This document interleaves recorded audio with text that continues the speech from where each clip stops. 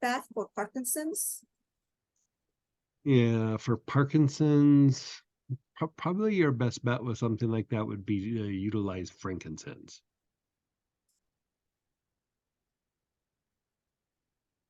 And then you talked about coriander for heavy metal. Correct. And would there be any recommendations in terms of how many sessions that Oh, you just keep doing it until you until help they them resolve. Yeah, whatever. okay. Like sometimes people will respond kind of quickly. A lot of times it takes a little while. Because sometimes people will ask me, well, how many sessions do I need? Or Yeah, you know, hard to like predict. Yeah, hard to predict. um and there are I found a detox like a salt detox recipe out there with baking soda and bentonite clay. Uh-huh. Are they any different than the salt bath that we usually do? Or what are you trying to do with that? I think I'm trying to understand the mechanics, but you know, you in class in chronic healing, we talk about essential oils and salt baths all the time. Right. But we So never really talk about the baking soda and bentonite. So yeah, baking soda is probably more than anything a little bit soothing. Like I don't know that it does a bunch energetically other than soothe.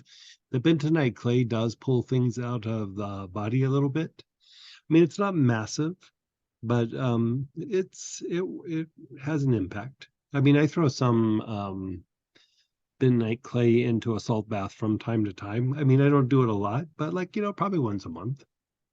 so with the essential oils that we've been using, like codeine, The If you're gonna use bentonite clay, I'd probably do it with chakra root cleanser or tea tree by itself. Like you want to use something that also has a little bit of like a drawing out effect. Because the bentonite, it helps to draw, but in a topical application like that, usually if you would use bentonite to draw something out, you would pack the bentonite on the area and then let it sit for 20 minutes. So doing it in a salt bath, I mean, it still kind of does it, but it doesn't do it like if you were to do what do they call that when they do the when they put a bunch of an herb or Like a different than a compress? like it's like a plaster, or I can't remember what they call that. Oh, with the clay? Yeah. Yeah. Um so it would have an effect, but I would enhance it with essential oils. And tea tree is very drawing, and chocolate root cleanser is very drawing as well. When you put it on the body, it physically pulls things out of the body. the recipe that I was looking at also includes ginger and green tea along with sea salt. So I thought that was kind of an interesting recipe. Yeah, I mean, I can see the ginger.